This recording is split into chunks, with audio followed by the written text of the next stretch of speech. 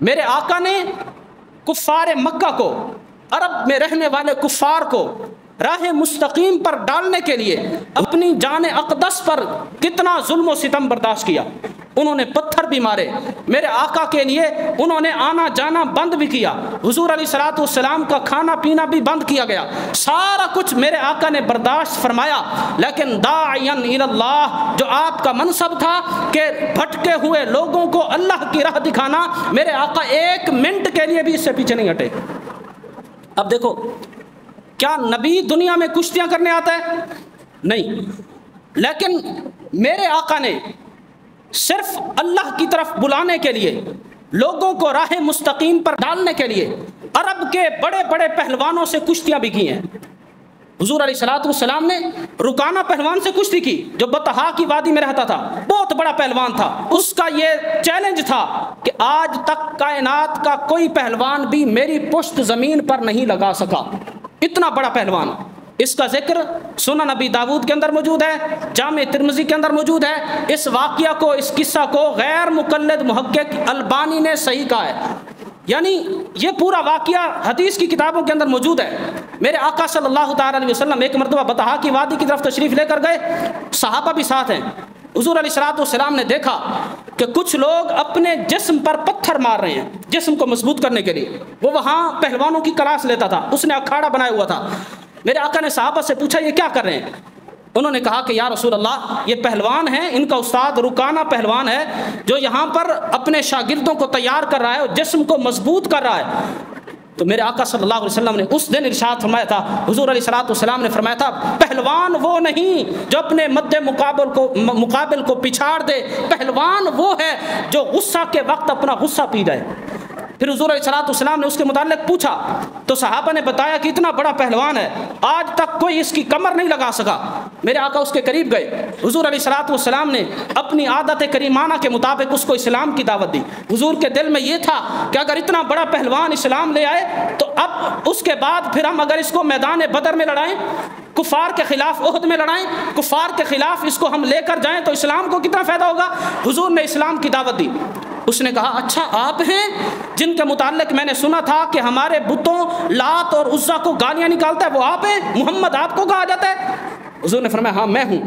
اس نے کہا کہ اگر آپ نے مجھے اسلام کی دعوت دی ہے، آپ سچے نبی ہیں، تو میرے ساتھ کشتی کریں، میرے ساتھ لڑیں۔ اچھا وہاں پر جو ماحول چل رہا تھا، انعام کا چل رہا تھا کہ جو فلاں کو ہرا دے گا اس کو اتنا انعام ملے گا، تو حضور نے انہی کی بولی میں بات کی، فرمایا اگر میں تجھے گرا دوں تو کتنا انعام دے گا؟ اس نے کہا اس کا بکریوں کا ایک ریوڑ تھا، اس نے کہا اتنی بکریاں آپ کی۔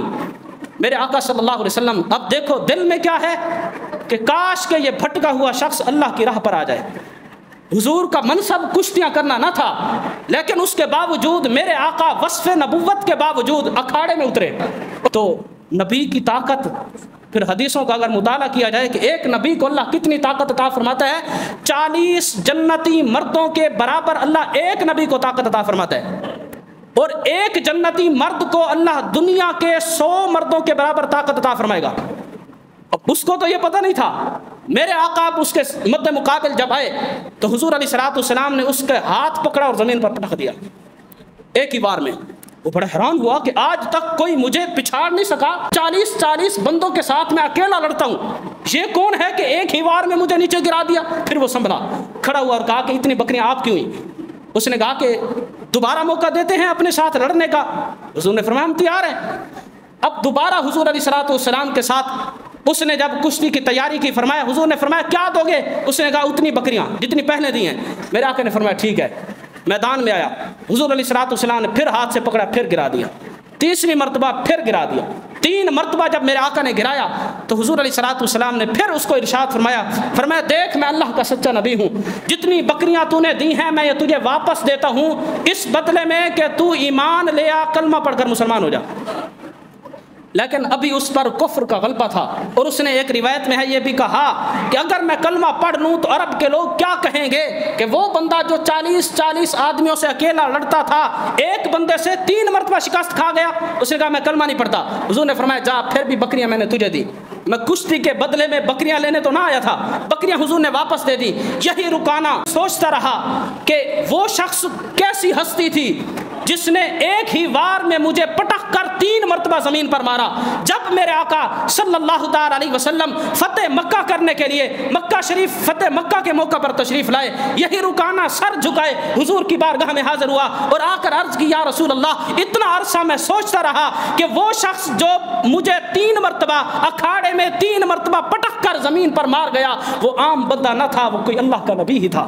اس نے کہا کہ یا رسول اللہ، یا حبیب اللہ، مہربانی کرو میرا اسلام اپنی بارگاہ میں قبول کرو اور میں آپ پر ایمان لاتا ہوں، کلمہ پڑھ کر مسلمان ہوتا ہوں۔ یہی حضرت رکانہ عرب کا بڑا پہلوان، آج اس کی روایات سیاہ ستہ کے اندر موجود ہیں۔ سیاہ ستہ کے اندر اس صحابی کی مرویات رسول اللہ صلی اللہ تعالی علیہ وسلم کی نسبت کی وجہ سے موجود ہے۔ تو کہنے کا مطلب یہ ہے کہ نبی کا ایک منصب داعین الی اللہ، اللہ کی طرف لوگوں کو بلانے کے لیے آتا ہے، اور ہر قیمت پر نبی تیار ہوتا ہے کہ اگر دنیا کی جو مرضی قیمت مجھ سے لے لی جائے، لیکن میرے ساتھ ایک وعدہ کر لیا جائے کہ فلاں بھٹکا ہوا شخص وعدہ کرے کہ میں اللہ تبارک و تعالیٰ کے احکامات پر عمل کر کے مسلمان ہو کر اپنی آخرت کو سنوار دوں گا۔